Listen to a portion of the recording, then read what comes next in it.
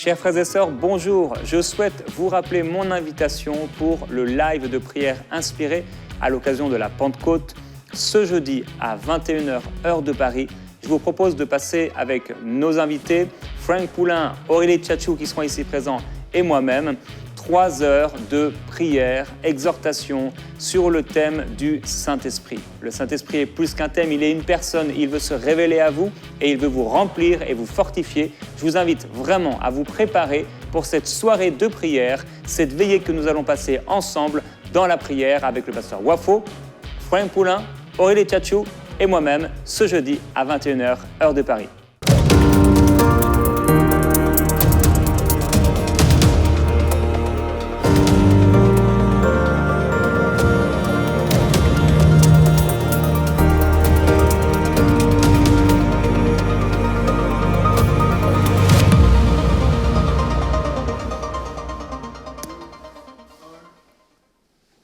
Bonjour et bienvenue dans Prière Inspirée, je suis heureux de vous retrouver.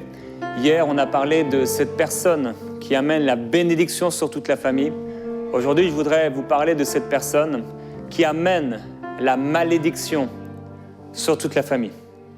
Cette personne, j'espère que ce n'est pas vous. Si c'est vous, vous pouvez changer. Mais il est possible aussi que ce soit quelqu'un qui est dans votre famille, avec qui vous êtes en contact ou pas, et qui amène la malédiction sur votre famille, sur vous-même, sur votre propre vie. Dans Josué au chapitre 7, hier on a partagé comme exemple de la personne qui amène la bénédiction, ce jeune lévite qui se retrouve dans la maison d'un homme. Et l'homme se dit, parce que le lévite est dans ma maison, le sacrificateur, eh bien ma maison va être bénie. On a parlé de cette arche de Dieu qui, dans la maison d'Obed-Édom, a béni toute la maison d'Obed-Édom. Toutes ses productions, toutes ses entreprises, toute sa famille a été bénie à cause de la présence de Dieu qui était là dans l'arche de Dieu. Maintenant, comme exemple de cet homme, cette personne qui est une malédiction, qui apporte le malheur sur la famille, dans Josué au chapitre 7, il y a un homme qui s'appelle Akan, on va l'appeler avec cet accent-là, Akan. Et il est décrit au verset 1, c'est alors que les Israélites commirent une infidélité à l'égard de l'interdit. Donc l'interdit, lorsque le peuple de Dieu allait en guerre, il devait par exemple tout éliminer. Les gens, l'or, l'argent, les tentes, les biens. Parfois, Dieu disait, ça c'est un interdit, vous n'y toucherez pas. Et donc il est écrit que Akan, fils de Carmi, fils de Zabdi, fils de Zéra, de la tribu de Juda, prit une part de l'interdit et la colère de l'Éternel s'enflamma contre les Israélites. Et alors que Josué gagnait toutes ces batailles, à ce moment-là, ils vont, sans savoir ce que Akan avait fait, ils vont faire une bataille et ils vont perdre 36 hommes, 36 d'entre eux, 36 hommes qui vont mourir. Et là, Josué va être dans la confusion. Mais comment se fait-il qu'une telle chose se passe pour moi?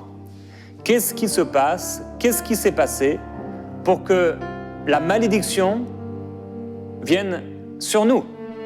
Et il va tomber aux pieds du Seigneur, il va se jeter, lui et les anciens d'Israël, dans la poussière, et c'est une bonne chose que de chercher Dieu quand quelque chose ne va pas bien, parce que Dieu peut nous ouvrir les yeux sur la cause de ce mal. Josué déchira ses vêtements, il tomba la face contre terre devant l'arche de l'Éternel, jusqu'au soir. Et alors Dieu va leur parler, après que Josué ait dit « Mais Seigneur, pourquoi tu nous as fait traverser le Jourdain si c'est pour nous livrer aux mains de ces gens et pour nous perdre ?» Il ne comprend pas et il porte quelque part la faute sur Dieu. Il dit « Mais que vais-je dire maintenant qu'Israël a tourné le dos devant ses ennemis ?» Il est dans la confusion. Et là, l'Éternel va lui dire « Mais Josué, relève-toi, lève-toi donc. Tu tombes la face contre terre. Israël a péché, ils ont enfreint mon alliance que je leur avais prescrite. Oui, ils ont pris une part de l'interdit. » Un exemple de cet interdit, c'était dans le jardin d'Éden. Ce fruit de cet arbre de la connaissance du bien et du mal qui était interdit. Ce sont donc ces choses que nous ne devons pas toucher, que nous ne devons pas prendre. Ils ont pris une part de l'interdit, ils en ont même volé, même dissimulé et même mis dans leur bagage. À cause de cela, parce qu'ils ont touché à l'interdit, il dit « Les Israélites ne pourront pas tenir devant leurs ennemis. Ils tourneront le dos devant leurs ennemis, car ils sont eux-mêmes devenus interdits. Quand tu touches à quelque chose d'interdit, tu deviens toi-même l'interdit. Quand tu commences à vivre n'importe comment, à faire n'importe quoi, tu deviens toi-même une vanité. Tu deviens toi-même, entre guillemets, n'importe quoi. Je ne continuerai pas à être avec vous si vous ne détruisez l'interdit du milieu de vous. Et là, Dieu va appeler Josué et son peuple à se sanctifier. Il va lui dire, vous allez venir tribu par tribu, clan par clan, famille par famille, et celui que je vais désigner s'approchera. Josué va se lever de bon matin, il prend la chose à cœur, et il fait approcher les clans. Un clan est désigné. Il fait approcher les chefs de famille, une tribu est désignée. Il fait approcher les familles, une famille est désignée. Et finalement, un homme est désigné.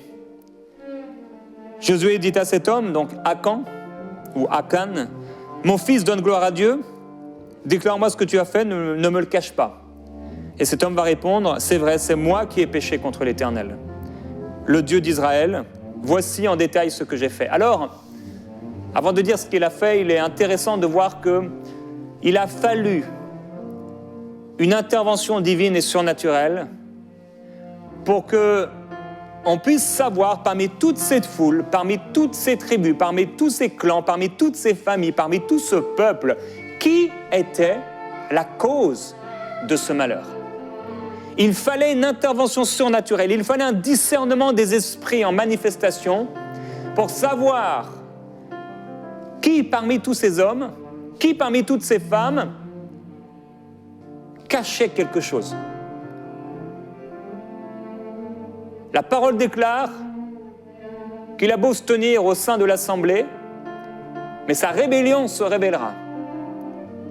Qui est cette personne qui est là au sein de la famille comme Judas et qui se permet, qui ose laisser le Seigneur Jésus laver ses pieds pendant qu'il a dans le cœur pris la décision de le trahir?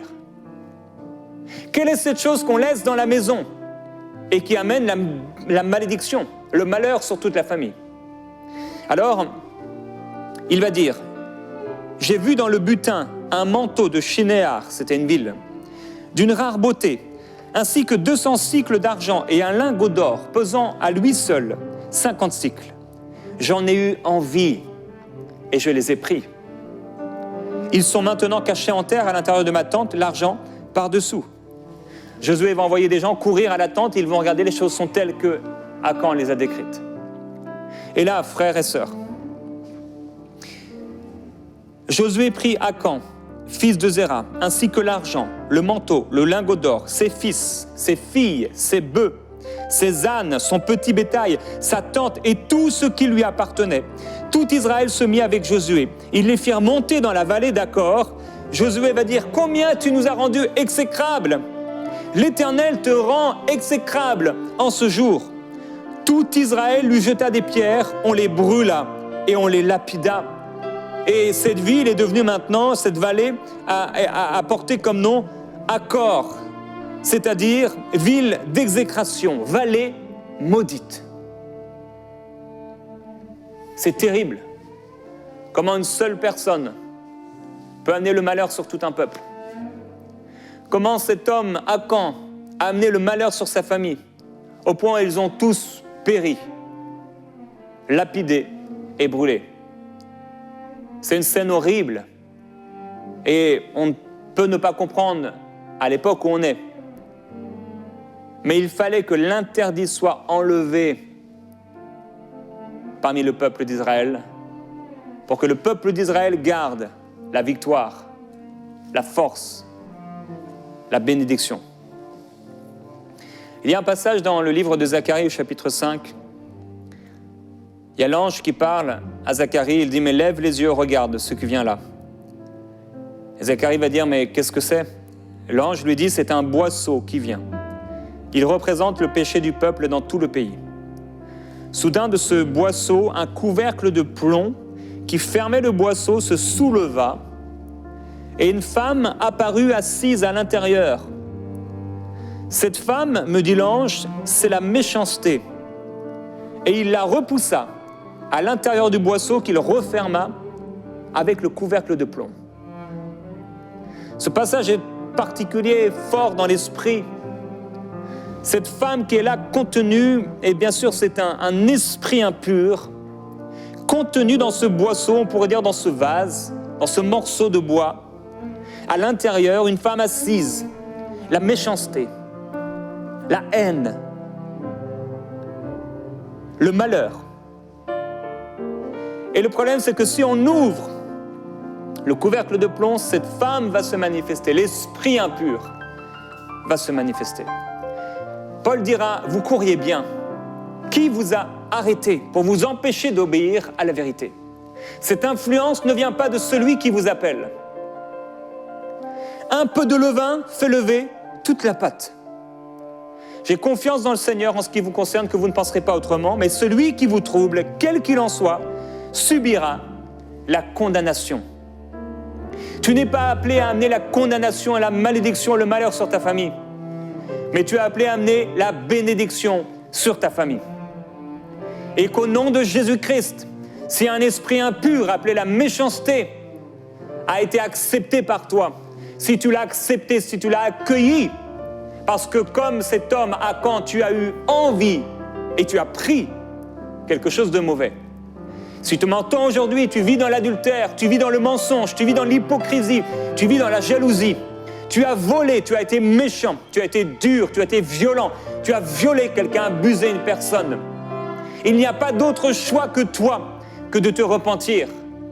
Tu es devenu interdit, tu es devenu malédiction, tu es devenu comme exécrable par rapport à la sainteté de Dieu. Il te faut te repentir, tu dois changer, tu dois prendre une décision et être transformé complètement.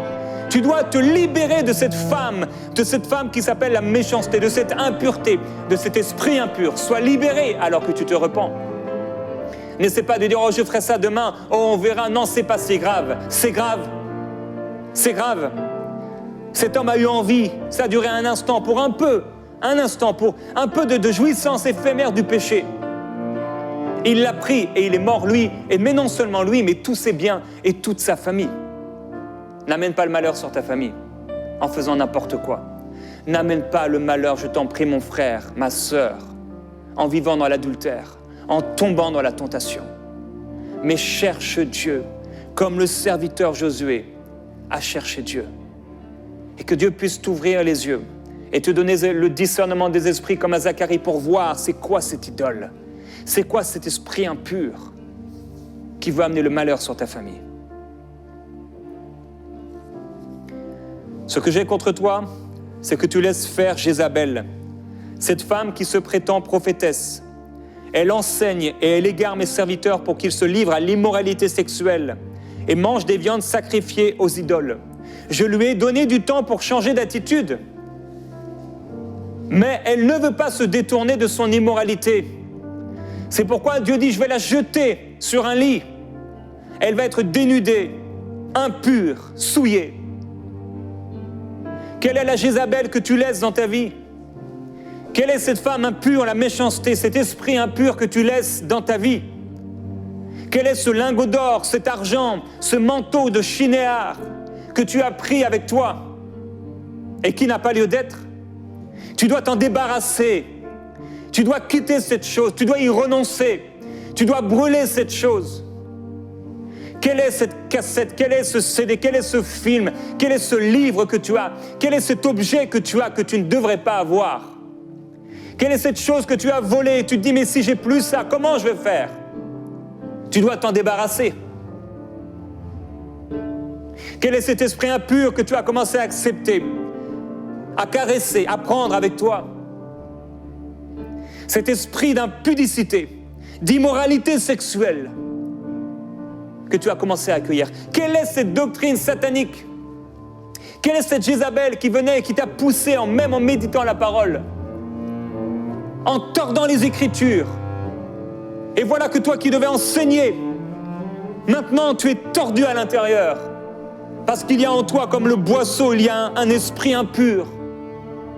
C'est peut-être la méchanceté contre quelqu'un, la haine contre une personne. Tu aimerais que cette personne brûle en enfer. C'est peut-être la jalousie, et la jalousie est plus forte que la mort. Tu désires la mort de tes ennemis. C'est peut-être un esprit impur qui t'amène à te souiller. Tu te dis serviteur de Dieu et tu agis dans l'immoralité sexuelle et comme Jézabel, si tu ne te repens pas. Et Dieu dit, mais je lui ai laissé du temps pour changer d'attitude. Bien qu'elle soit Jézabel, mais elle n'a pas voulu. C'est aujourd'hui le jour où tu dois te repentir. Ananias est arrivé avec sa femme. Ils se sont dit, ok, on va vendre un peu, on va vendre le champ, mais on va garder une partie pour nous. Et on va laisser le reste aux pieds des apôtres en voulant se bien faire voir comme tous les autres. Mais Pierre, par le discernement des esprits, a dit, mais comment une telle chose a pu naître dans ton cœur? Comment Satan a-t-il rempli ton cœur au point que tu aies menti au Saint-Esprit et que tu as gardé une partie du prix du champ? Ça n'avait rien. Dieu ne leur avait pas dit de donner, mais ils ont pris eux-mêmes la décision de donner. Et Pierre dit, revêtu par l'Esprit de Dieu, un réveil spirituel venait de se passer. Ils étaient encore, d'ailleurs, au sein du réveil. Et devant la gloire de Dieu, on ne fait pas n'importe quoi. Si tu veux faire n'importe quoi, il va falloir que tu t'éloignes loin de Dieu. Mais ce sera pour ta perte. Désolation, tristesse, regret. Il met devant toi la vie et la mort. Tu as un choix à faire. Tu ne peux pas faire n'importe quoi, te disant comme Judas, ok, je vais prendre cet argent, m'éloigner du maître, car tu le regretteras. Mais il n'est pas trop tard si tu entends ma voix. Comment Satan a-t-il rempli ton cœur? Et voilà qu'Ananias meurt. Celui qui voulait garder un peu d'argent pour soi, pour ses biens personnels. Celui qui voulait à moitié servir Dieu, à moitié servir le monde. Celui qui voulait garder le meilleur pour lui et le reste pour Dieu, meurt. Tous ses rêves s'écroulent en un instant. Sa femme arrive dans l'hypocrisie. Elle est là comme Akan parmi le peuple, on ne sait pas. Extérieurement, elle a l'air de tous les autres. Peut-être même elle pourrait se retrouver au sein de l'assemblée. Et on pourrait dire, oh, quelle femme extraordinaire, ils ont vendu un champ. Mais Dieu qui voit tout et qui discerne tout. Pierre lui dit, est-ce bien là le prix auquel vous avez vendu ce champ? Elle dit oui, sans savoir que son mari est mort quelques instants plus tôt. Et de la même façon, elle périt, elle meurt, jugée par Dieu. La crainte commence à se manifester partout dans l'Église. Les gens craignent Dieu. Cette crainte s'empare de toute l'Église. Dans l'Ancien Testament, Rachel avait pris les téraphins de son père. C'était des idoles qu'on trouvait dans la maison des gens. Et on en a déjà parlé quand je vous ai encouragé à quitter ce qu'il y avait derrière vous. Et elle prend les téraphins. Elle est appelée à entrer dans une nouvelle saison. Dieu l'appelle à aller dans une nouvelle saison, mais elle, qu'est-ce qu'elle prend? Elle garde ce qui la rattache à l'ancienne saison. Voici, toutes choses sont devenues nouvelles. Nous sommes devenus de nouvelles créatures. Et ce n'est pas pour marcher dans la malédiction et amener le malheur sur la famille. Elle vole les téraphins et là, ça mène une dispute et de l'animosité, des colères relationnellement difficiles entre le père, entre le mari et le beau-père.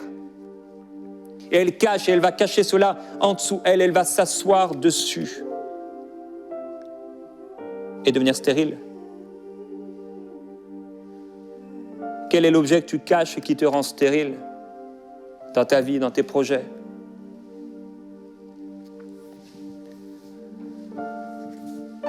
Alors, ça peut être aussi quelqu'un qui n'est pas toi et qui amène la malédiction. C'est pas parce que quelqu'un, un sorcier ou je ne sais qui, veut maudire ta famille que tu en seras touché. Il faut simplement fuir cette personne. Moïse va se lever à son époque et il va aller vers Dathan, Abiram, et il va dire au peuple, éloignez-vous de ces gens, ne touchez rien à ce qui leur appartient. Éloignez-vous de l'habitation de Corée, Dathan et Abiram qui s'étaient rebellés contre Moïse et contre Dieu. Et là, la famille de Corée apparemment va quitter Corée, puisqu'il est écrit que les fils de Corée ne moururent pas. Mais la famille de Dathan et d'Abiram vont rester avec eux. Et il va se passer quelque chose d'extraordinaire. La terre va s'ouvrir, et ceux qui s'étaient rebellés contre Moïse et contre Dieu, eux, leur famille, leurs biens, leurs tentes, comme Akan, vont être engloutis dans la terre. Mais les fils de Corée qui, pourtant, eux, lui, son père, s'étaient rebellés, vont fuir et ne vont pas mourir. Ils ne sont pas morts parce qu'ils se sont enfuis loin de lui. Ce n'est pas parce que quelqu'un veut maudire ta famille que tu en seras touché. À un moment, il est écrit que le roi de Syrie avait donné cet ordre aux 32 chefs de ses chars. Vous n'attaquerez ni petit ni grand, mais vous attaquerez seulement le roi d'Israël. Et à un moment, on a cru que c'était le roi d'Israël, mais non, c'était Josaphat. Et Josaphat a poussé un cri. Ils ont vu que ce n'était pas lui. Les chefs des chars, voyant que ce n'était pas le roi, ils se sont éloignés de lui. Alors il y a un homme qui a tiré son arc au hasard, paf! Et il est venu au défaut de la cuirasse. Ça veut dire qu'il y avait un endroit où la cuirasse avait comme un défaut qui était peut-être original. C'est juste un endroit, en fait, peut-être une ouverture. Et à cet endroit-là de fragilité, de faiblesse, ouf, la flèche est venue le transpercer. Mon frère, ma sœur, qu'un tel homme soit livré à Satan pour la destruction de la chair, afin que son esprit soit sauvé au jour du Seigneur. Que cette personne qui amène la malédiction sur ta famille puisse être arrêtée, bloquée et stoppée, et que la flèche de Dieu, que la flèche envoyée par Dieu puisse le toucher maintenant au défaut de sa cuirasse. Je ne sais pas de quelle façon il s'est protégé. Je ne sais pas de quelle façon, quel mur il a mis, de quoi il s'est entouré, quel sortilège, quelle parole de malédiction qu'il a prononcée contre toi, quelle parole il a prononcée pour être protégé. Mais au nom puissant de Jésus-Christ, maintenant, j'ordonne à tout ce qui est venu contre ta vie, contre ta famille, toutes ces personnes qui ont travaillé dans le secret, comme Akan qui a travaillé dans le secret, au nom de Jésus, comme Ananias qui a travaillé dans le secret, Saphira dans le secret, à être révélé maintenant, au nom de Jésus-Christ. Père, par le Saint-Esprit, donne le discernement des esprits à ton peuple. Donne le discernement des esprits à ce frère, à cette sœur, qui marche, elle, lui, dans la sainteté, contrairement à cette autre personne. Et qu'elle puisse savoir maintenant, par l'Esprit de Dieu, voir cette femme qui est cachée, qui s'appelle la méchanceté. Qu'elle puisse discerner maintenant dans l'esprit impur qui se cache derrière tout ça. Et qu'au nom puissant de Jésus-Christ, esprit impur, tu quittes la vie de cette personne. Tu quittes cette famille au nom de Jésus-Christ. J'ordonne à tous les liens enflammés du malin de s'éteindre maintenant par le bouclier de la foi. Mon frère, ma sœur, je t'encourage maintenant à prendre ce bouclier de la foi, à prendre l'épée de l'Esprit, la parole de Dieu, le casque du salut, au nom de Jésus, l'armure du croyant, et à combattre maintenant par la parole de Dieu, non pas par tes propres forces, non pas par ton intelligence, non à cause de ta consécration. Comme a dit Daniel, ce n'est pas qu'il y a en moi une sagesse supérieure, mais il y a la main de Dieu sur moi. Comme Néhémie a dit, la bonne main de Dieu est sur moi. Et parce que la main de Dieu est sur nous, parce que la main de Dieu est sur ta vie, alors cette personne qui voulait maudire ta vie, cette personne qui voulait amener la stérilité dans ta vie, cette personne qui voulait amener le désastre dans ta vie, est maintenant bloquée, est maintenant arrêtée au nom de Jésus-Christ. Cet esprit qui est venu contre toi et contre ta famille est maintenant lié au nom de Jésus-Christ. Oui, Dieu dresse maintenant un buisson d'épines. Il ne te trouvera plus. Il te cherchera, mais il ne te trouvera plus. Et au nom de Jésus-Christ, maintenant, un mur est installé entre toi et cette personne, entre toi et cet esprit, au nom de Jésus-Christ, le Fils du Dieu vivant. La gloire de Dieu s'installe sur toi maintenant. Tu es libéré au nom de Jésus. Tu es libéré par l'Esprit de Dieu. Maintenant, je viens soulever ce qui cachait. Je viens soulever l'hypocrisie. Je viens soulever maintenant ce qui cachait cet esprit impur, ce qui cachait cette hypocrisie, ce qui cachait ce vol, ce qui cachait ce mensonge. Au nom de Jésus-Christ, que cette chose soit révélée maintenant par le Saint-Esprit. Que cet esprit impur maintenant quitte ta vie. Que cet esprit impur sorte de ta maison. Père, je prie maintenant au nom de Jésus.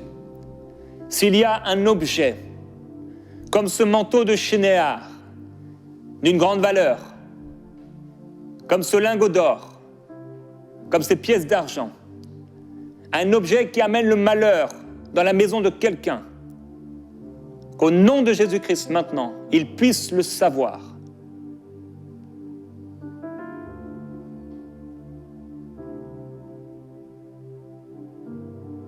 Si c'est un bijou,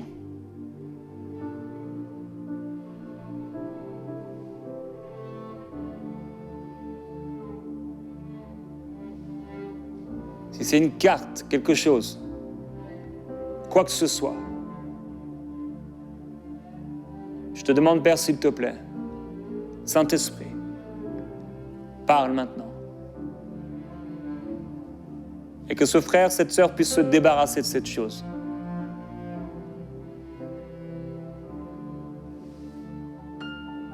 Que ce soit un tableau,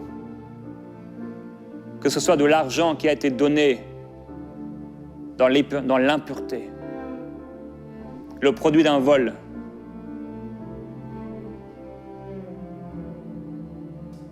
Merci Saint-Esprit. Merci.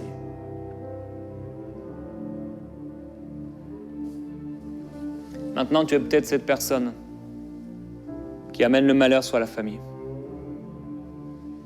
Tu es peut-être comme cet Ananias, cette Saphira, comme Judas. Quelque chose est caché à l'intérieur de toi, que toi seul sais. Et comme cet homme Akan, tu vis parmi le peuple, et tu amènes la malédiction, peut-être parce que tu vis dans l'idolâtrie.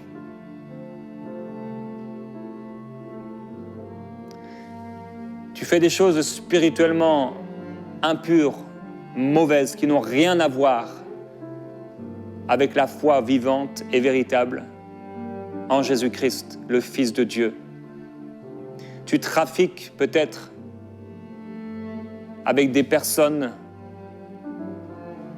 même des sacrifices. Tu échanges de l'argent, tu fais des choses, des histoires de cheveux, d'ongles. Au nom de Jésus-Christ, repens-toi maintenant. Sois libéré au nom de Jésus-Christ. Toi qui t'es pris comme une poupée, un morceau de bois pour en faire un objet, pour faire du mal à quelqu'un, parce qu'on t'a fait toi-même du mal. Utilisant la sorcellerie, par jalousie, par haine, pour te venger. Dieu dit, à moi la vengeance, à moi la rétribution, dit le Seigneur. Ne vous vengez pas vous-même, mais laissez agir la colère de Dieu.